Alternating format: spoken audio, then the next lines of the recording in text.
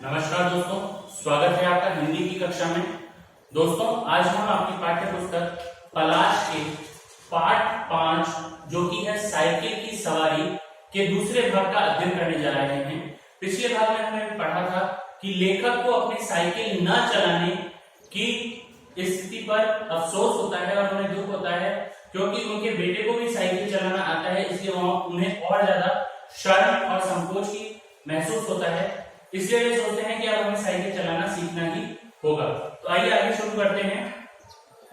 दूसरे दिन हमने अपने फटे पुराने कपड़े तलाश किए और उन्हें ले जाकर श्रीमती जी के सामने पटक दिए कि इनको जरा मरम्मत कर दो। लेखक ने सोचा कि कुछ फटे पुराने कपड़े निकाले उन्होंने और उन्हें थोड़ा बहुत ठीक करने के लिए अपनी पत्नी को दे दिया। मगर श्रीमती जी बोली, पहले बताओ इनका क्या बनेगा। हम चाहते थे कि घर में किसी को कानो कान खबर ना हो। ये एक मुहावरा है, कानो कान खबर ना हो, अर्थात किसी को भी पता न चले। लेखक सोच रहे थे कि घर में किसी को भी पता नहीं चले और इस प्रकार वो चुपचाप साइकिल भी सीख जाएं।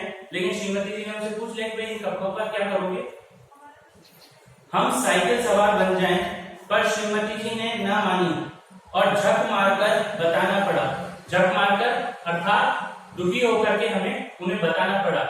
ये एक मुहावरा है, झक मारकर यानी कि दुखी होकर के, परेशान होकर के हमें उन्हें बताना पड़ा कि रोज रोज तांगे का खर्च मारे डालता है, साइकिल चलाना सीखेंगे। जब लेखक की पत्नी ने उनसे बार बार पूछा तो ऐसी स्थिति में उन्होंने कहा कि रोज रोज जो है तांगे का जो खर्च होता है, क्योंकि उस समय और मोटर गाड़ियां वगैरह इतनी नहीं चलती थी, कार वगैरह इतनी नहीं चलती थी, इसलिए तांगे से सफर किया जाता था। तो लेखक कहते हैं कि तांगे के खर्चे से बहुत ज्यादा प्रभाव पड़ता है, इसलिए हम साइकिल चलाना सीखेंगे। श्रीमती जी ने बच्चे को सुलाते हुए हमारी तरफ देखा। जो उनकी पत्नी है वो उनके बच्चे को सुला रही थी और उनकी तरफ देखा और मुस्कुराकर बोली, मुझे तो आशा नहीं कि आपसे यह बैल मेड़ चढ़ सकेंगे। बैल मेड़ चढ़ना कठिन कार्य करना। खेतों में जो मेड़ बनी हुई होती है, यानी कि खेतों के बीच की जो एक तरीके से मिट्टी की बनी हुई बाउंड्री होती है, तो ऐसा माना जाता है कि बैल उस पर आसानी से नहीं चढ़ पाता है। तो इसलिए उनकी पत्नी ने मुहावरा दिया कि मुझे नहीं लगता कि आपसे ये बैल मेड़ चढ़ सकेंगे, अर्थात आपसे ये कठिन कार्य हो सकेगा। खैर यत्न कर देखिए, मगर इन कपड़ों पर क्या बनेगा।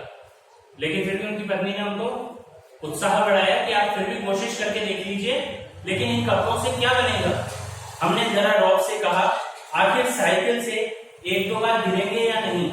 लेखक ने बताया कि भाई जब साइकिल चलाएंगे तो एक दो बार हो सकता है गिरेंगे भी, चोट भी लगेगी, और गिरने से कपड़े फटेंगे या नहीं। अब वो अपनी पत्नी से पूछ रहे हैं, यदि गिरूंगा तो गिरने से भी चोट भी लगेगी, कपड़े भी फट सकते हैं। जो मूर्ख हैं वे नए कपड़ों का नुकसान कर बैठते हैं। अब यहाँ लेखक अपनी समझदारी दिखा रहे कि फटे कपड़े पहन के साइकिल चलाएंगे, पुराने कपड़े पहन के साइकिल चलाएंगे तो गिर भी गए, तो ऐसी स्थिति में पुराने कपड़े ही फटेंगे, नए नहीं फटेंगे। उनका मानना था कि जो मूर्ख लोग होते हैं वो नए कपड़े इस तरीके से फाड़ देते हैं, और जो बुद्धिमान है वे पुराने कपड़ों से काम चलाते हैं। इधर हमने बाजार से जंबक के 2 डिब्बे खरीद लिए। जंबक एक दवाई का नाम है। उस समय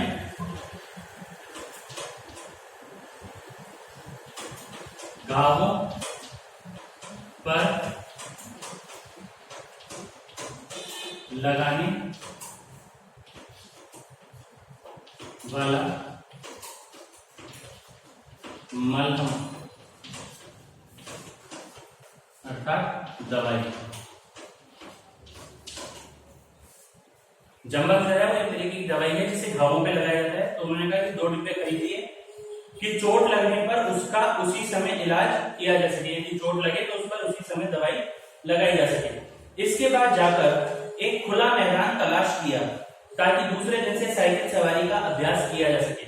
लेखक अपनी पूरी तैयारी कर लेना चाहते थे, साइकिल उन्हें सीखनी थी, उसके लिए हर संभव प्रयास कर रहे थे। कपड़े उन्होंने पुराने तैयार करवा लिए, दवाई के डिब्बे खरीद लिए, मैदान की तलाश कर ली। और अब यह सवाल हमारे सामने था कि हम अपना उस्ताद किसे बनाएं, उस्ताद अर्थात गुरु किसे बनाएं।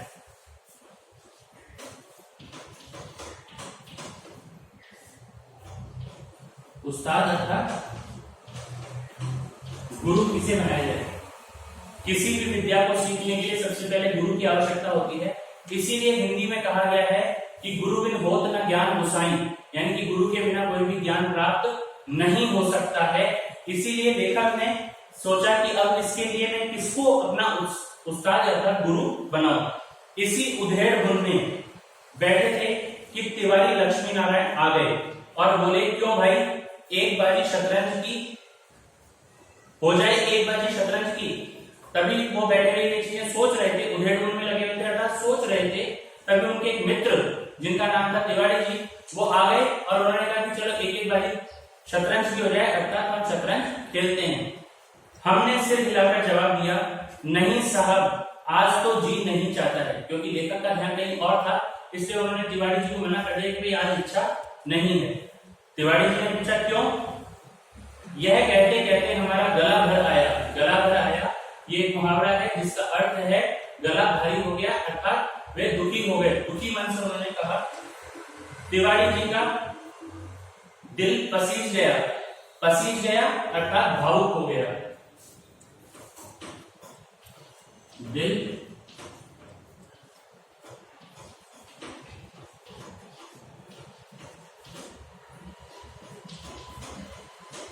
पसीज जाना अर्थात भावुक हो गए।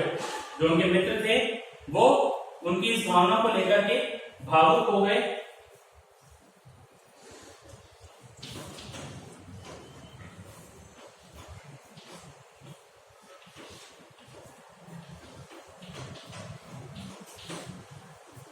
जब किसी की कोई बात को सुनते हैं और हम उसकी बात को सुन करके अत्यंत दुखी हो जाते हैं या भावुक हो जाते हैं, तो उसे कहा जाता है दिल पसीज जाना। हमारे पास बैठकर बोले, अरे भाई, मामला क्या है? स्त्री से झगड़ा तो नहीं हो गया? जब तिवारी जी ने हमें दुखी देखा तो उन्होंने पूछा, भाई क्या बात हो गई, कहीं पत्नी से झगड़ा तो नहीं हो गया? हमने कहा, तिवारी भैया क्या कहें, सोचा था लाओ साइकिल की सवारी सीख लें, मगर अब कोई ऐसा आदमी दिखाई नहीं देता जो हमारी सहायता करे। बताओ, है कोई ऐसा आदमी तुम्हारे ख्याल में?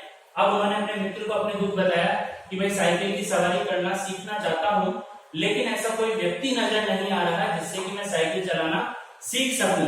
तो इसलिए आपकी नजर में यदि कोई ऐसा व्यक्ति हो जो मुझे साइकिल चलाना सिखा सके तो आप बताइए।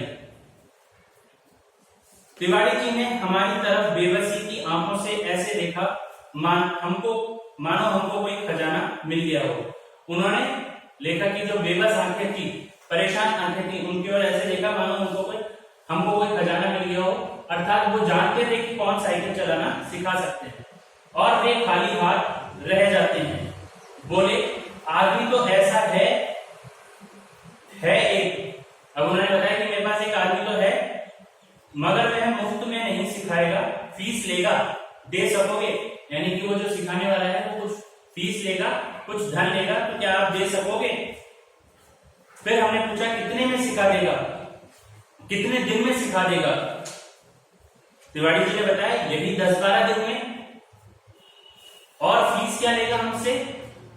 तिवारी जी ने बताया, औरों से 25 लेता है, तुमसे 20 ले लेगा हमारी खातिर, यानी कि हमारे कारण तुमसे वो 20 रुपए ले लेगा, औरों से 25 रुपए लेता है। ठीक है दोस्तों, आज के लिए इतना ही। शेष भाग हम अगले बार में पढ़ेंगे। तब तक के लिए धन्यवाद, शुक्रिया।